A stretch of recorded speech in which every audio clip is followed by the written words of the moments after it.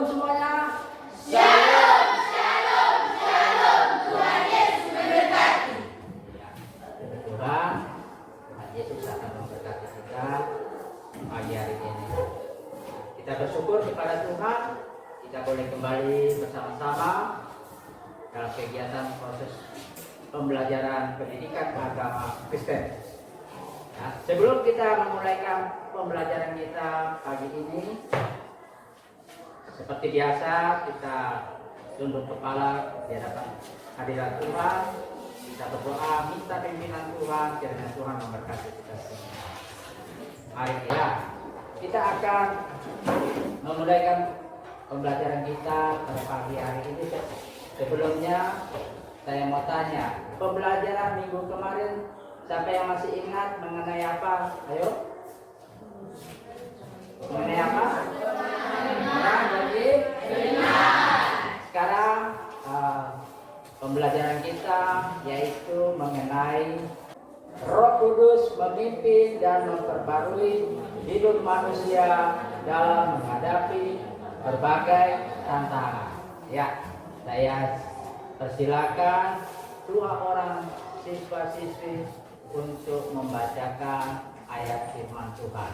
Yang pertama dalam Yohanes 14 ayat 26. Silakan. Tetapi penghibur yaitu Roh Kudus yang akan diutus oleh Bapa di dalam namaku, dialah yang akan mengajarkan segala sesuatu kepadamu. Roh Kudus. Ya, ada yang mengatakan roh yang bersemayam dalam hati orang beriman. Ya, roh itu yang ada di dalam hati orang beriman. Lalu Bapak Guru mau tanya, kalau orang yang tidak beriman, kira-kira ada Roh Kudus tidak di dalam hatinya, dalam kehidupannya? Tidak. Kenapa? Ayo, kasih komentar, silakan. Yang keras, suara. Karena dia tidak percaya pada iman Karena dia tidak percaya kepada Tuhan. Ya, karena dia tidak percaya kepada Tuhan, maka Roh Kudus tidak ada dalam kehidupan manusia. Ya, jadi dia mesti percaya dulu, baru Roh Kudus itu berkarya di dalam kehidupan orang Kristen, orang yang percaya pada Tuhan. Ya, ada lagi yang kasih pandangan mengenai Roh Kudus. Ada tambahan mungkin? Ada. Janji Tuhan Yesus bilang apa sebelum dia naik ke surga? Dia janjikan kepada murid-muridnya sebelum dia naik ke surga. Tuhan Yesus bilang apa sama murid-murid? Silakan. Masih ingatkah kalian? Aku akan mengirimkan seorang penolong, ya penolong itu ya, seorang penolong atau penghibur itu ya. Itulah janji Tuhan ya. Sekarang ya jadi pertanyaan, mengapa Roh Kudus memimpin dan memperbarui hidup manusia? Mengapa? Yang pertama, silakan baca. Itu hari ketiga mulai.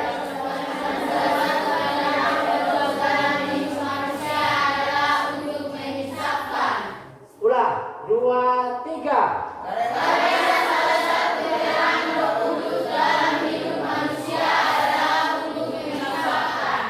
Untuk menginsafkan. Ini peran Roh Kudus.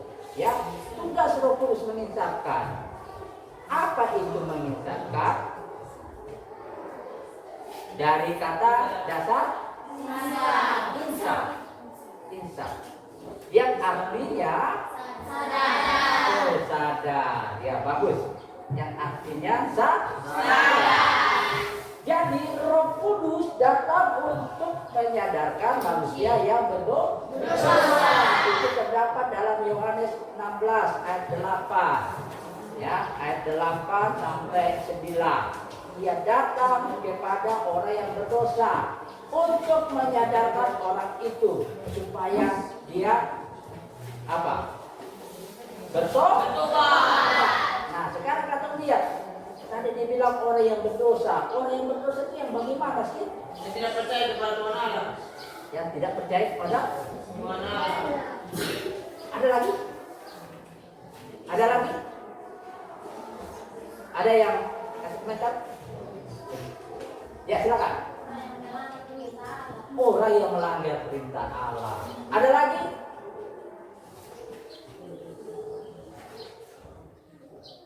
Ya, kita lihat gambarnya. Ya. Yang pertama, gambar pertama kita lihat. Ini orang sedang apa kira-kira yuk? Curi di mana ini? Toko atau supermarket swalayan. Ya, ini ada rak-rak ini ya. Ini biasa rentan ada pencurian. Kalau kata daerah ini ada seperti ya supermarket swalayan itu ada berapa di sini ya? Itu seperti di Mini Jaya ini sering terjadi. Ya, ya. Makanya ini yang dikatakan orang Berdosa. orang yang berdosa. Ketika orang dia menyadari ya bahwa apa yang dia lakukan itu berdosa, ya melanggar perintah Tuhan, dia menyadari maka ada perubahan. Ya tadinya bakal lain tawuran, akhirnya mereka jadi ada salaman, ya salaman. Kalau ada salah dengan teman, biasanya bagaimana? Bisa salaman kali atau teman-teman pura-pura cinta. Nah, begitu. Ada? Ada. Itu dulu. Sekarang tidak ada ya? Nah, harus ada perubahan, ya. Kemudian yang kedua, tadi peran Roh Kudus yang pertama yaitu datang untuk mengisahkan orang yang berdosa. Yang kedua, karena Roh Kudus berperan sebagai penolong dalam kelemahan manusia. Dia datang menjadi seorang penolong. Itu janji Tuhan Yesus kepada murid-muridnya. Jadinya apa? Tadi dibilang, aku akan mengirimkan penolong. Siapa itu? Roh Kudus. Ya, Roh Kuduslah yang menolong orang-orang yang mengalami kelemahan, yang mengalami satu keterbatasan. Nah, di sini kita lihat, ya, gambar pertama, ya, orang yang mengalami keterbatasan secara fisik, ya, Roh Kudus akan menolong orang tersebut, walaupun keterbatasan secara fisik dia terbatas, tidak terlalu tinggi, pendek, tapi dia punya percaya diri untuk bisa menyelesaikan yang namanya studi atau perkuliahan. Dia bisa wisuda dibandingkan yang tinggi sampai di atas. Belum wisuda karena malas bikin tugas, malas kuliah, akhirnya tak tunda lagi. Tapi orang yang mempunyai kelemahan, keterbatasan, dia cepat wisuda. Ya. Jadi siapa yang menolong orang tersebut? Roh Kudus. Roh Kudus, ya. Karena dia berserah kepada Tuhan. Roh Kudus yang akan menolong. Asalkan kalian berserah kepada Tuhan. Ya. Berserah kepada Tuhan itu yang bagaimana sih? Yang tadi. Berdoa, apalagi? Rajin berdoa, apalagi? Oh, rajin beribadah bagus. Ya, rajin ibadah, tapi jangan datang ibadah cuma kasih tunjuk baju bagus, rambutnya, ya ada dia punya jalan setapak untuk. Jangan cuma tunjukkan itu, Pak, style. Tapi benar-benar datang kepada Tuhan dengan hati yang tulus. Yang ketiga, Roh Kudus menuntun atau memimpin kita di dalam kebenaran, ya. Kebenaran akan firman Tuhan. Roh Kudus yang akan memimpin, ya. Dalam menjalani hidup ini ada cobaan, ada ujian, ada godaan, ada tantangan. Roh Kudus yang akan memimpin kita sesuai dengan firman Tuhan. Misalnya ada yang ngajak hari atau di kebun di belakang sana atau di atas sana atau bikin lingkaran meja Buddha misalnya di tengah-tengah ada kopi atau minuman sudah boleh ya di Alkitab bilang boleh atau itu ya Roh Kudus akan memimpin menuntun manusia orang percaya itu kepada kebenaran. Kemudian Roh Kudus akan memberikan hikmat pengertian dalam menjalani hidup yang penuh dengan tantangan. Ya. Tuhan kasih hikmat, Tuhan kasih kekuatan. Walaupun ada tantangan dalam hidup ini, ya peran Roh Kudus akan memberikan kekuatan. Ada masalah, pasti Tuhan tolong. Ya, Tuhan kasih kekuatan. Dalam hidup ini siapa yang pernah dapat masalah? Ada yang dalam hidup pernah hadapi masalah? Pernah. Saya pernah hadapi masalah? Ada? Semua pernah ya. Ada yang pernah mengalami sakit. Ada yang pernah mengalami kekurangan secara ekonomi. Ada yang orang tua mungkin tidak bisa beli sesuatu untuk kalian. Apa yang kalian minta, orang tua bilang, aku sih ada duit. Uang pas-pasan tuh atau beli angkatan ya. Nah ini ya. Nah Roh Kudus akan memberikan kekuatan dalam menjalani hidup ya. Berikut. Untuk apa Roh Kudus memimpin dan memperbarui manusia? Supaya setiap orang yang percaya kepada Tuhan bisa menjadi nabi Tuhan dimanapun berada karena mengalami suatu perubahan hidup.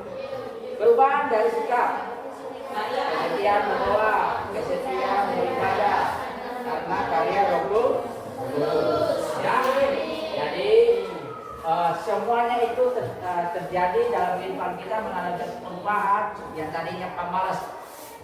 Sekolah minggu sampai di sini pemalas sekolah minggu, ayo. Aku ini pemalas ya. Nah, ketika mau mengalami perubahan, Roh Kudus akan berkarya, nantinya akan mengalami satu perubahan. Ya, kemudian kita akan lihat ya video mengenai Rasul Paulus mengalami satu perubahan. Ketika dia mengambil keputusan, ya mengikuti Tuhan, dia mengalami perubahan. Mengapa engkau menganiaya aku? Soal yang pertama, jawablah dan jelaskan menurut kelompok apakah Roh Kudus bisa urut dari kehidupan saya? Jawabannya. Oke, nah. Jawabannya adalah bisa, karena ia tidak lagi hidup menurut kebenaran firman Tuhan. Soal yang kedua, apakah Roh Kudus? Roh Kudus adalah orang yang bersemayam di dalam. Roh Kudus adalah roh yang bersemayam di dalam orang yang beriman. Soal yang ketiga, Keras. dari pembacaan di atas, jelaskan apa yang membuat Rasul Paulus menghadapi masalah hidup. Karena ia percaya bahwa Allah akan selalu menyertai dan melindunginya. Soal yang keempat, jelaskan mengapa Roh Kudus mempengaruhi kehidupan manusia. Jawabannya, karena salah satu peran Roh Kudus adalah untuk menginsafkan. Dua, karena Roh Kudus berperan sebagai penolong dalam kelemahan manusia. Ketiga, Roh Kudus menuntun kita dalam kebenaran. Yang kelima, ceritakanlah apa yang kelompok dapatkan dalam video mengenai Rasul Paulus. Jawabannya, pelajaran yang kami dapatkan adalah kita semua juga bisa sama seperti Paulus yang memiliki kesempatan untuk mengalami perubahan. Terima kasih. Ya, berikan tepuk tangan buat Roh. Oke, ada yang kasih komentar? Ya, lanjut yang kedua.